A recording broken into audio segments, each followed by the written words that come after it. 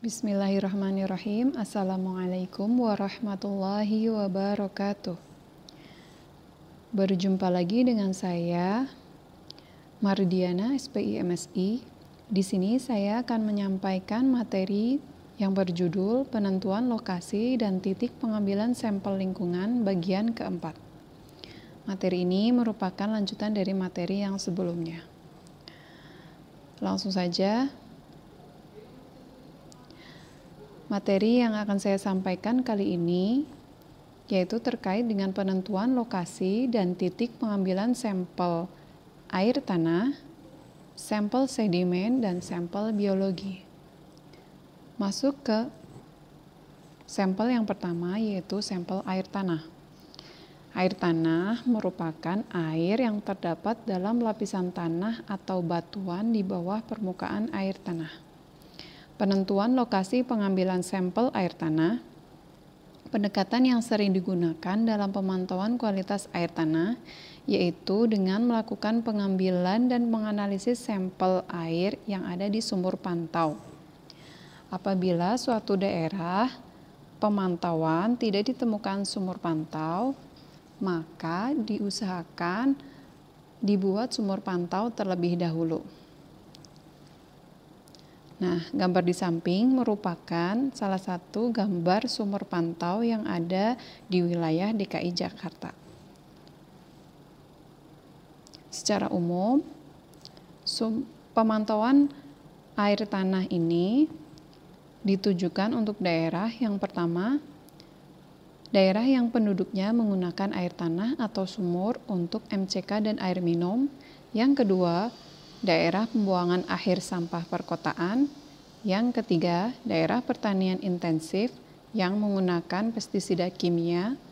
Yang keempat, kawasan industri atau kawasan pertambangan. Yang kelima, wilayah pesisir, di mana terjadi penyusupan air laut atau yang dikenal dengan intrusi air laut.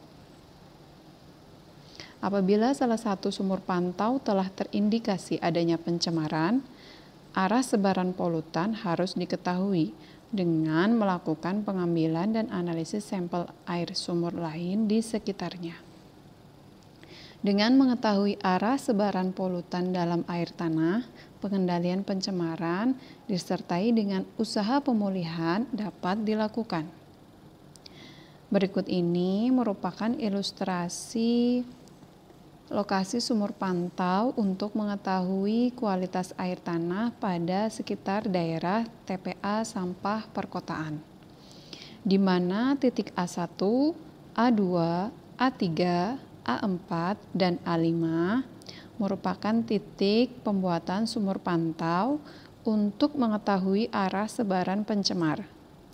Sedangkan titik B merupakan lokasi sumur pantau yang dijadikan sebagai kontrol.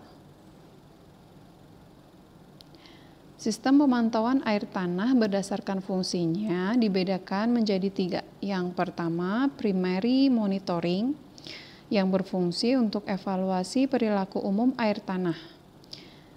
Misalnya, tren yang dihasilkan dari perubahan penggunaan lahan dan variasi iklim. Penempatan sumur pantaunya diletakkan di daerah kondisi hidrogeologi dan penggunaan lahan seragam. Sistem yang kedua yaitu secondary monitoring, di mana berfungsi sebagai perlindungan terhadap dampak potensial terhadap air tanah, maupun pemantauan untuk public water supply.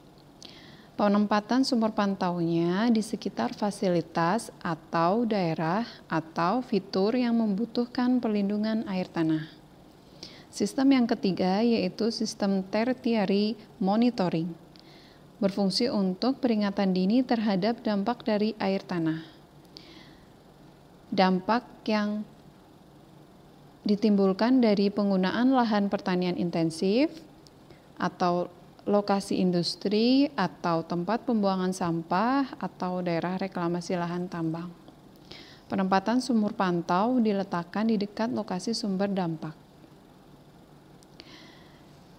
Titik pengambilan sampel air sumur dibedakan menjadi 2. Yang pertama untuk sumur gali. Sampel diambil pada kedalaman 20 cm di bawah permukaan air dan atau 20 cm di atas dasar sumur. Dengan memperhatikan jangan sampai endapan dasar sumur atau sedimen tidak terambil. Yang kedua, untuk sumur bor yang menggunakan pompa tangan ataupun mesin, sampel diambil dari keran atau mulut pompa tempat keluarnya air. Jika lokasi pemantauan kualitas air tanah telah ditetapkan, berdasarkan tujuannya, sumur pantau yang digunakan harus diketahui titik koordinatnya dengan GPS. Hal ini untuk memudahkan identifikasi dan pemetaan yang benar. Materi yang selanjutnya yaitu terkait dengan penentuan lokasi dan titik pengambilan sampel sedimen. Pengambilan sampel sedimen merupakan bagian dari pengambilan sampel air permukaan, air tanah, maupun air laut. Oleh karena itu, lokasi dan titik pengambilan sampelnya didasarkan pada lokasi dan titik pengambilan sampel air. Pengambilan sampel sedimen dilakukan untuk mengetahui sejauh mana pencemar yang berada dalam air telah mempengaruhi sedimen. Hal yang perlu diperhatikan adalah sampel sedimen diambil setelah pengambilan sampel air dilakukan.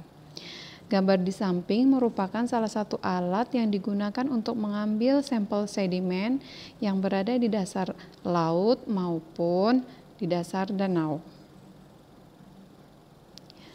Sampel yang selanjutnya yaitu sampel biologi. Sampel biologi diambil pada lokasi dan titik di mana sampel air dan sedimen telah ditetapkan. Parameter biologi lingkungan yang umum dianalisis untuk mengetahui kualitas lingkungan yaitu zooplankton, fitoplankton, total coliform, E. coli, dan klorofil A. Apabila pengambilan sampel air, sedimen, dan biologi dilakukan pada suatu lokasi yang sama, akan didapatkan informasi kualitas lingkungan yang komprehensif dan holistik. Jika parameter kualitas air, sedimen, plankton, serta ikan telah diketahui, dampak pencemaran melalui rantai makanan dapat diidentifikasi. Terima kasih atas perhatiannya. Wassalamualaikum warahmatullahi wabarakatuh.